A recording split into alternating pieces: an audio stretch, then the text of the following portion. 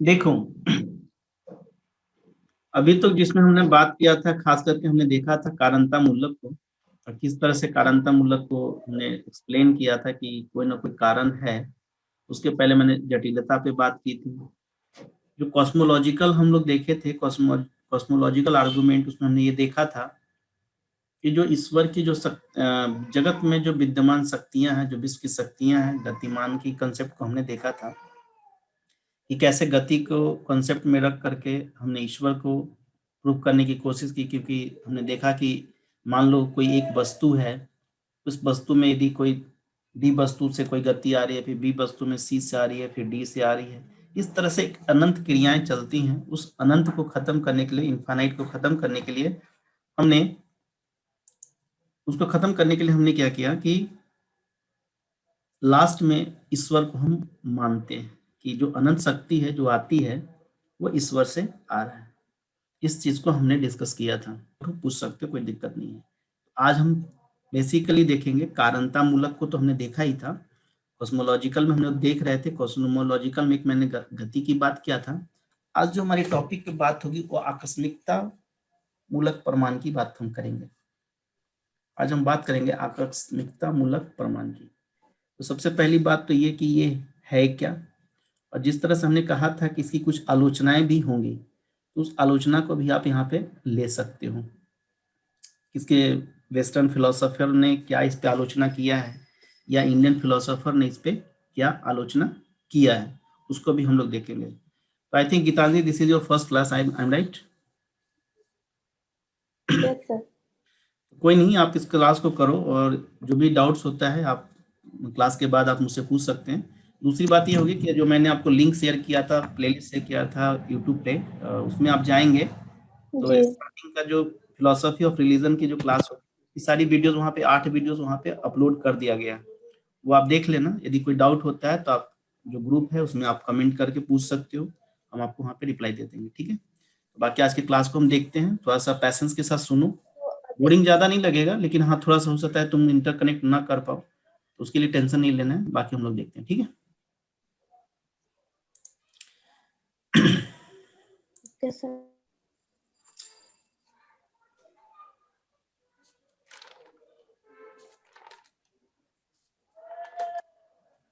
देखो, जब हम बात करते हैं आकस्मिकता मूलक प्रमाण की, एक्चुअली ये जो टॉपिक है गीतांजलि, ये टॉपिक स्टार्ट हम लोगों ने किया है existence of proof of God. मतलब हम इसके पहले हमने देखा था कि ईश्वर क्या है, और अब जो हम देख रहे हैं वो यह देख रहे हैं कि ईश्वर कैसे प्रूफ होगा। क्योंकि जो चीजें हम देखते हैं, जिसका हमें प्रत्यक्ष ज्ञान होता है, हम उसी को मानते हैं। तो हमारे पास ये कॉन्सेप्ट है, हमारा जो टॉपिक है यूपीएससी का, उसमें एक टॉपिक था ईश्वर की धारणा, जिसमें हमें ईश्वर के धारणा में ईश्वर के गुण को देखना था, ईश्वर और मनुष्य के बीच में क्या संबंध है, ईश्वर और विश्व के जगत के बीच में क्या संबंध है। खास करके हमें देखना था भारतीय और पाश्चात्य दर्शन के संदर्भ में। दूसरा जो टॉपिक है वो है ईश्वर के अस्तित्व के प्रमाण और उसकी मीमांसा, भारतीय एवं पाश्चात्य के कॉन्टेक्स्ट में। जो भी हमारा सेकंड टॉपिक चल रहा है, फर्स्ट टॉपिक फिनिश हो चुका है, तो सेकंड टॉपिक में हम लोग देखेंगे। आज जो हम देखेंगे वो देखेंगे आकस्मिकता मूलक प्रमाण। इसको इसको एक्चुअली कहा क्या जाता है कि देखो, आकस्मिक कोई काम होती है, मतलब कंटीजेंस जिसको बोलते हैं, इंग्लिश में कॉन्टीजेंट बोलते हैं। एक्चुअली होता क्या है कि देखोगे आप, इसमें 3 तरह की बातें तुम्हें ध्यान में रखनी है, ठीक है? 3 तरह की बातें आपको ध्यान में रखनी है। पहला यह कि सबसे पहले आकस्मिक का मतलब क्या है। इसका मतलब होता है कि जो किसी अन्य सत्ता पर निर्भर हो। तो हम वही कह रहे थे कि आकस्मिकता मूलक प्रमाण जो होगा उसमें है क्या है, इसमें 3 बातें ध्यान में हमें रखनी है।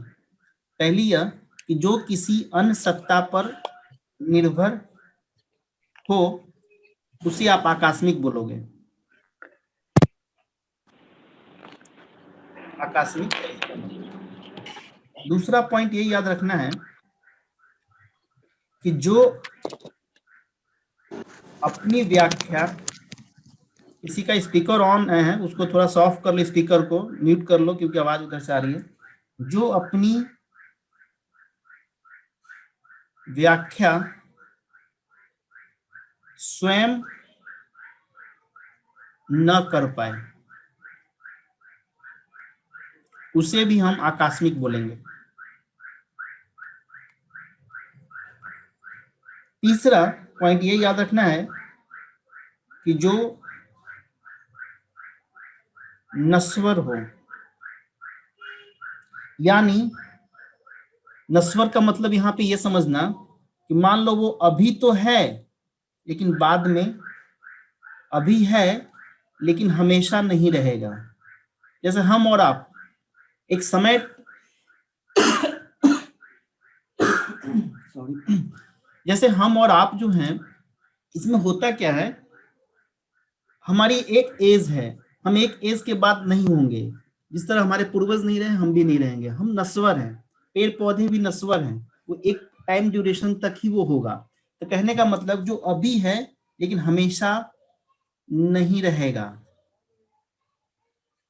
हमेशा नहीं रहेगा, उसे भी हम नश्वर बोलेंगे।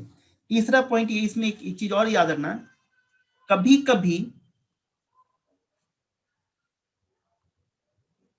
कभी कभी मान लो कोई घटना होती है, ठीक है, कभी कभी मान लो कोई घटना होती है, यानी तुम ये कह सकते हो कि यदि किसी कारण से कोई घटना होती है, कोई घटना होती है, जैसे मैं ये कहूं कि ठंड के मौसम में बारिश हो रहा है। हमेशा बारिश नहीं होगा, क्योंकि आपको पता है कि वेस्टर्न डिस्टर्बेंस जो होता है, पश्चिमी विक्षोभ जिसको बोलते हैं ज्योग्राफी के टर्म में, उसके कारण से ठंड में वर्षा होती है, क्योंकि वर्षा का मौसम तो है नहीं, फिर भी वर्षा होती है पश्चिमी विक्षोभ के कारण। मतलब कोई ऐसी घटना घट रही है लेकिन वो घटना किसी कारण से घट रही है, वो भी नश्वर है।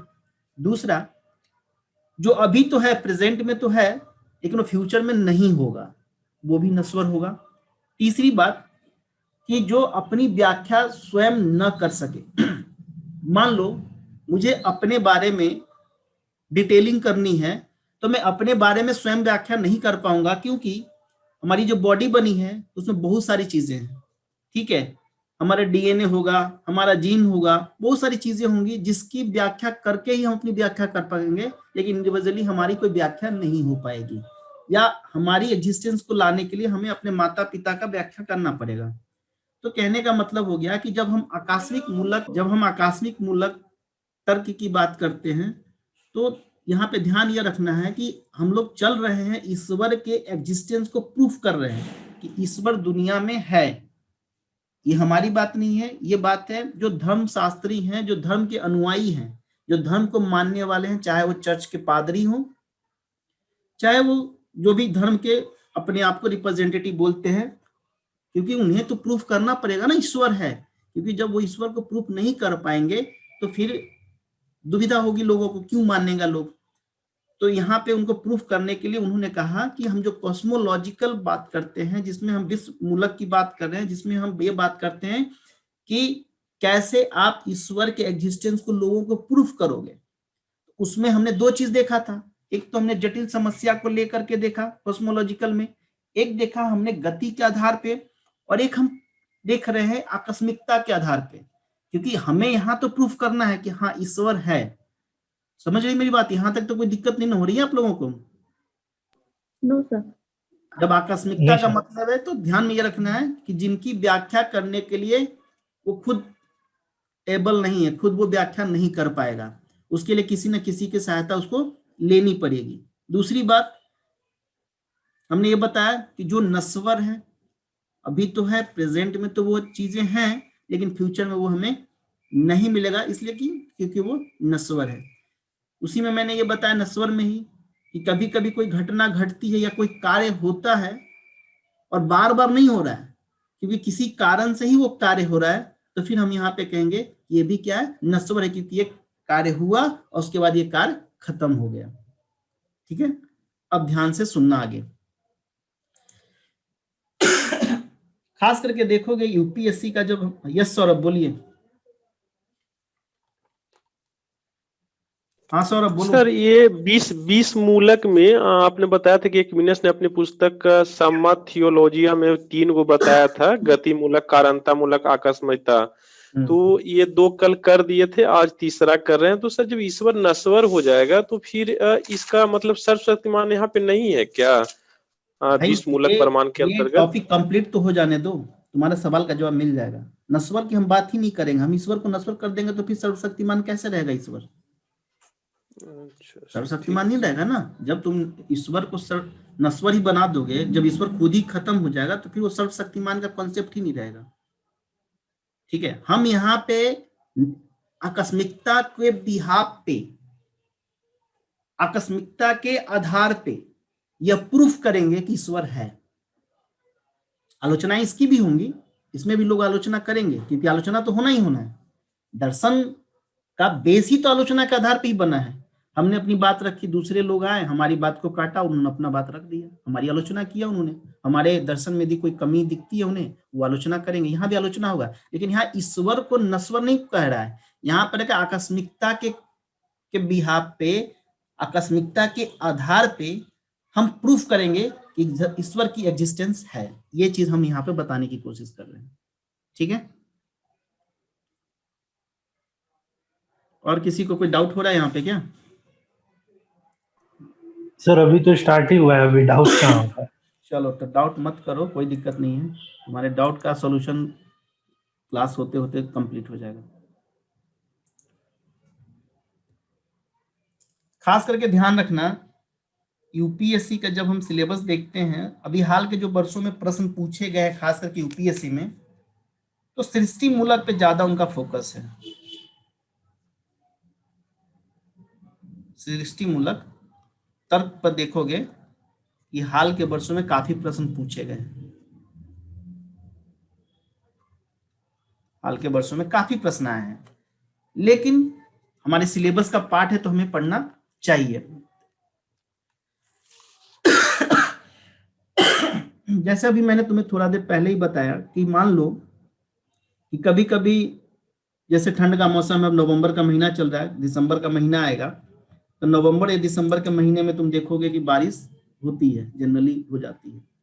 तो कभी कभी होता है, तो हमने बोला कि देखो ये ज्योग्राफिकल कारण है, क्योंकि वेस्टर्न डिस्टर्बेंस होगा, पश्चिमी विक्षोभ के कारण बारिश यहाँ पे होती है। अब सवाल ये उठता है कि जब हम बात करें आकस्मिकता का, तो कोई ना कोई कारण तो होगा। क्यों? क्योंकि तुम देखोगे यहाँ पे एक तर्क आएगा कि जैसे हमने कहा कि कोई घटना घट रही है, कोई घटना यदि घट रही है तो उसका कोई ना कोई कारण तो है, और यहां से कंसेप्ट निकल जाता है नश्वर वाली, कि वो नश्वर है। हमारे जगत में भी बहुत सारी वस्तुएं हैं जो आकस्मिक हैं, क्योंकि हमारे जगत में देखोगे कि जो भी कुछ भी मौजूद है हमारे जगत में, कोई भी वस्तु यदि मौजूद है, इसका मतलब है उसकी कोई ना कोई रियलिटी है। और खास करके उस वस्तुओं में एक खास बात यह ध्यान में रखा जाता है कि वो जो वस्तुएं जो हमारे संसार में हैं, हमारे जगत में जो भी वस्तु है, वो खुद से स्वयं से अपनी व्याख्या नहीं कर सकता, अपनी व्याख्या नहीं कर सकता है। क्योंकि हमारे जगत में जो भी वस्तुएं, जितनी चीजें तुम देख रहे हो, वो स्वयं से अपनी व्याख्या नहीं कर सकते। उनको व्याख्या करने के लिए किसी न किसी पे डिपेंडेंट होना है। एक सवाल बताओ, मैंने पिछले क्लास में तुम लोगों को बताया था कि मान लो कोई एक वस्तु है, उस जड़ वस्तु में गति लानी है, उसमें गति लाने के लिए तुम बी वस्तु को मानते हो, क्योंकि तुम्हें पता है न्यूटन का लॉ कहता है कि कोई भी वस्तु जड़ अवस्था में तब तक रहती है जब तक कि कोई बाहरी फोर्स उस पर कोई कार्य नहीं करता है। तो जब तक एक वस्तु में दूसरे वस्तु के द्वारा गति न लाया जाए तब तो गतिमान होगा नहीं। फिर दूसरे वस्तु में फिर तीसरी वस्तु होगी, तभी उसमें गतिमान आएगा। फिर तीसरे वस्तु में यदि मुझे पावर लानी है, मान लो कोई ए वस्तु है, ए में तुम गति लाना चाहते हो, उसके लिए बी को जिम्मेदार मान रहे हो। बी में गति लाना चाहते हो, उसके लिए सी को जिम्मेदार मान रहे हो। डी में गति लाना चाहते हो तो तुम सी में गति लाना चाहते हो तो तुम डी को जिम्मेदार मान रहे हो। इस तरह से एक अनंत की स्थिति उत्पन्न हो जाती है। जैसे मैंने बोला कि हमें ईश्वर की फीलिंग कहां से, हमें ईश्वर का ज्ञान कैसे होता है। हमारे माँ बाप हमें मंदिर लेके गए, उन्होंने दिखाया कि ये गणेश की मूर्ति है, ये शिव की मूर्ति है, नंदी है और ये अलग अलग भगवान की मूर्तियां हैं। यदि हमारे माता पिता ने हमें ये बात न बताई होती तो हमें क्या फर्क पड़ता है कि मंदिर में हनुमान की मूर्ति है कि गणेश की मूर्ति, हम नहीं जानते। हमारे घर वालों ने हमें बताया कि पूजा हो रहा है तो हाथ जोड़ लो। यदि बोलते कि नहीं पूजा हो रहा है गाना गाओ तो बच्चे भी गाना गाते। कहने का मतलब है कि हमें ये संस्कार हमारे माता पिता से आया। तो सवाल ये उठता है कि फिर आपके माता पिता में ये संस्कार कहाँ से आया। तो फिर आपने कहा कि उनके माता पिता से आया, तो फिर उनके माता पिता में भी तो कहीं से संस्कार आया होगा। तो फिर आपने कहा कि उनके माता पिता फोर फादर से आया। इस तरह से एक अनंत की स्थिति होती है जिसमें हमने आपको बताया था पिछले क्लास में कि उनसे बोलते हैं अनावस्था दोष। क्योंकि एक अंतिम निर्णायक क्षण ही नहीं आ पा रहा है। अंतिम निर्णय कहां से आया, किसने ये संस्कार हमारे माता पिता के फोर फादर में डाला, ये तो हमें पता ही नहीं चल रहा है ना। क्योंकि हम ए को प्रूफ करने के लिए बी के पास जा रहे हैं, बी को प्रूफ करने के लिए सी के पास जा रहे हैं, सी को प्रूफ करने के लिए डी के पास जा रहे हैं। तो जब इस तरह से तुम आगे बढ़ते जाओगे तो एक अनंत की स्थिति उत्पन्न हो जाएगी, एक अनंत चेन क्रिएट हो जाएगा। तो उसको हम कंप्लीट करने के लिए, अनावस्था दोष को खत्म करने के लिए हम मान लेते हैं कि लास्ट में जो अंतिम सत्ता है वो ईश्वर है, ईश्वर ने ये संस्कार डाला। वही कंसेप्ट यहां भी लागू होगा। इसलिए मैं पिछले क्लास का उदाहरण यहां पे दिया आपको कि मान लो कोई ए वस्तु है, उसकी व्याख्या करने के लिए तुम बी वस्तु का सहारा ले रहे हो, फिर बी वस्तु है उसकी व्याख्या करने के लिए तुम सी वस्तु की सहारा ले रहे हो। तो आखिर लास्ट में जाते जाते किसको मानोगे तुम्हें ईश्वर को तो मानना पड़ेगा ना, क्योंकि लास्ट में तो ईश्वर ही व्याख्या होगा। और यदि हम ये मान लें कि ईश्वर की भी व्याख्या होगी तो फिर प्रॉब्लम है। लेकिन हम मानते क्या है कि ईश्वर जो है स्वयंभू है, वो उसकी कोई व्याख्या नहीं करेगा, खुद ही व्याख्या, वो स्वयंभू है। तो हम वहां पे जाकर के इसको टर्मिनेट करते, क्योंकि अनावस्था दोष को हमें खत्म करना होगा। क्योंकि दर्शन में कभी भी अनावस्था दोष को नहीं रखा जा सकता, क्योंकि यहाँ पे आपको अंतिम निर्णय लेकर के आनी है। ठीक है, तो यहाँ तक कोई दिक्कत है किसी को? तो हम कह सकते हैं कि मैं स्वयं पर निर्भर नहीं हूं, यानी हमारा अस्तित्व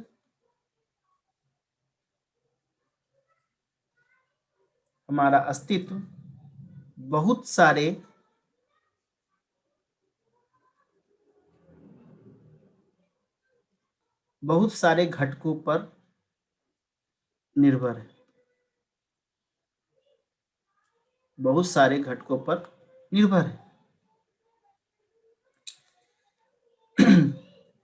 जो दूसरी चीज है ना, क्योंकि देखो एक वस्तु दूसरे पे निर्भर है, तो कहने का मतलब हो गया कि वो आएगा किसमें, वो आकस्मिक हो जाएगा। और मैं भी आकस्मिक हूं, तुम भी आकस्मिक हो, क्योंकि हम लोग क्या है, वो अनित्य हैं, हम लोग नित्य नहीं हैं, हम लोग अनित्य हैं। आज हमारी एग्जिस्टेंस है, 50 साल बाद, 10-20 साल बाद कोई नहीं जानता किसके साथ एक पल में क्या हो जाएगा, किसी को नहीं पता। तो मैं अनित्य हूं, मेरा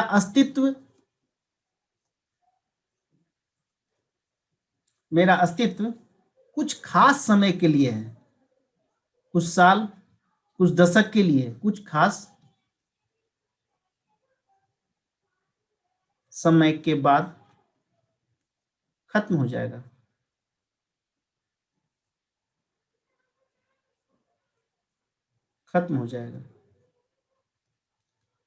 इसलिए मैं कह सकता हूं कि मैं नश्वर हूं, इसलिए भी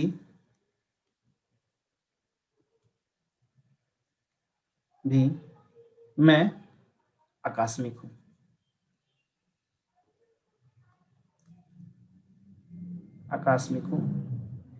मैं अपनी पूरी व्याख्या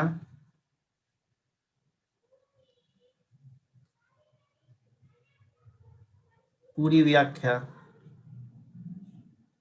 स्वयं नहीं कर सकता, स्वयं नहीं कर सकता।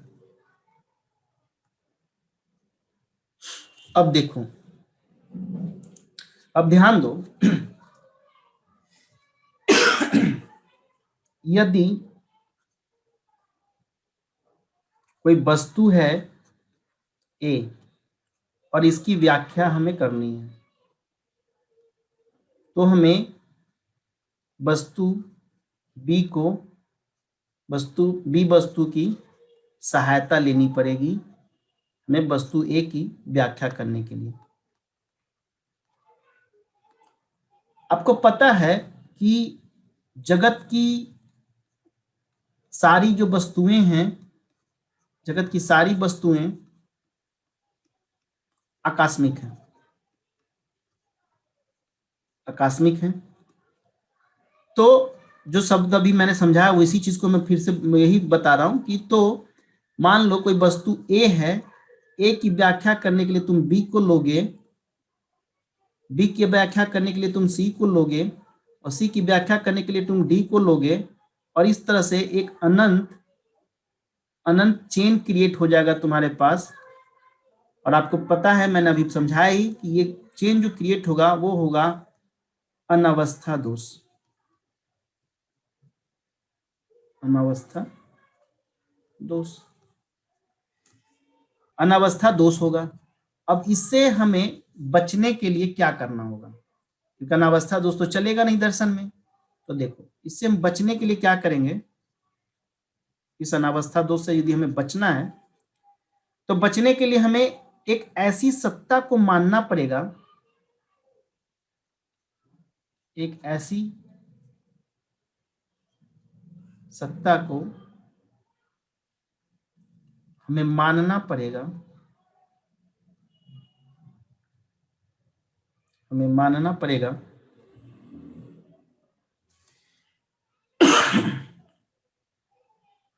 तो मैं तुम लोगों से एक सवाल पूछूं कि तो बताओ, तुम एक ऐसी सत्ता को मानोगे तो वो सत्ता क्या वो आकस्मिक होगा या वो अनिवार्य होगा? कोई बता सकता है मुझे? एनीवन, कोई भी? अनिवार्य। वो आकस्मिक होगा या अनिवार्य होगा? अनिवार्य सर, अनिवार्य होगा। अनिवार्य होगा जी, क्योंकि अनिवार्य नहीं होगा, आकस्मिक मानोगे तो फिर वो भी क्या हो जाएगा, क्षण भंगुर हो जाएगा, वो भी नश्वर हो जाएगा। गुड। तो वही कहते हैं कि हम उस सत्ता को क्या मानेंगे, हम कहेंगे कि वो सत्ता अनिवार्य होगा, अनिवार्य सत्ता होगा, क्योंकि उसकी व्याख्या करने के लिए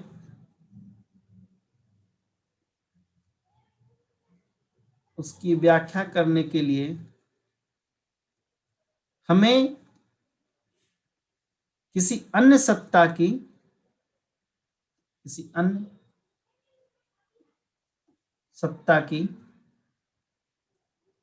जरूरत नहीं पड़ेगी, नहीं पड़ेगी। या तुम ये कह सकते हो कि किसी अन्य सत्ता को नहीं मानना पड़ेगा, नहीं मानना पड़ेगा। और हम कह सकते हैं कि वो अन्य जो सत्ता होगी, जो अंतिम जो सत्ता है, वो क्या है? ईश्वर है। क्योंकि अनावस्था दोष से बचने के लिए आकस्मिकता मूलक तर्क कहता है कि हर चीज की व्याख्या करोगे तो दूसरी चीज से ही कर पाओगे, क्योंकि हर चीज एक दूसरे पे निर्भर है। तो पहले की व्याख्या करने के लिए तुम्हें दूसरे की सहायता लेनी पड़ रही है, दूसरे की व्याख्या करने के लिए तुम्हें तीसरे की सहायता लेनी पड़ रही है, तीसरे की व्याख्या करने के लिए चौथे की सहायता लेनी पड़ रही है। तो एक तरह से एक चेन क्रिएट हो रहा है, जो एक तरह से तुम्हारा अनावस्था दोष को उत्पन्न कर रहा है। और अनावस्था दोष को खत्म करना है तो तुम्हें मानना पड़ेगा कि जो एक अंतिम सत्ता है वो अनिवार्य सत्ता है, वो आकस्मिक सत्ता नहीं है। यदि हम उसको अनिवार्य सत्ता मान लेंगे तो फिर हमें उसकी व्याख्या करने के लिए किसी और सत्ता को नहीं मानना पड़ेगा, और जो हमारी अंतिम जो सत्ता होगी उस सत्ता को हम बोलेंगे ईश्वर है। इस तरह से हम प्रूफ कर सकते हैं ईश्वर की सत्ता है, proof of existence of God यहाँ पे होता है। अब देखिए हमने एक चीज पढ़ाया था आप लोगों को, ध्यान में होगा, पता नहीं ध्यान में होगा कि नहीं होगा तुम लोगों को। हमने निर्वैयक्तिक ईश्वर की धारणा पढ़ाया था आप लोगों को, निर्वैयक्तिक ईश्वर की धारणा हमने पढ़ाया था। कोई बताएगा मुझे इसमें मैंने क्या पढ़ाया था? एक लाइन में कोई बता सकता है? एनीवन, कोई भी? निर्वैयक्तिक ईश्वर की धारणा में हमने क्या पढ़ाया था? हाँ सर, इसमें ईश्वर को व्यक्ति के रूप में नहीं माना गया था। क्या कहा था मैंने?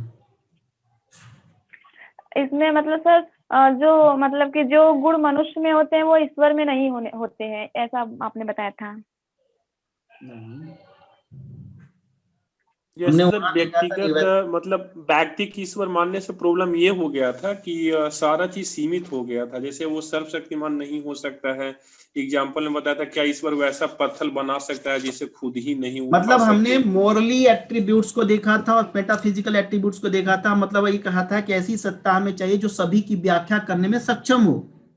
सब चीजें एक ईश्वर में हमने कोशिश की थी ना।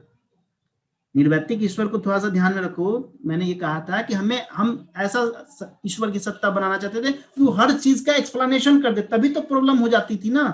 क्योंकि एक वक्त में जो मैंने एग्जांपल समझाया था कि एक वक्त में तुम कहोगे कि हम जस्टिसेबल भी हैं और दूसरे उसी वक्त में तुम कहोगे कि तुम काइंड हार्ट भी हो, तो पॉसिबल नहीं है ना एक ही इंसान में एक वक्त में।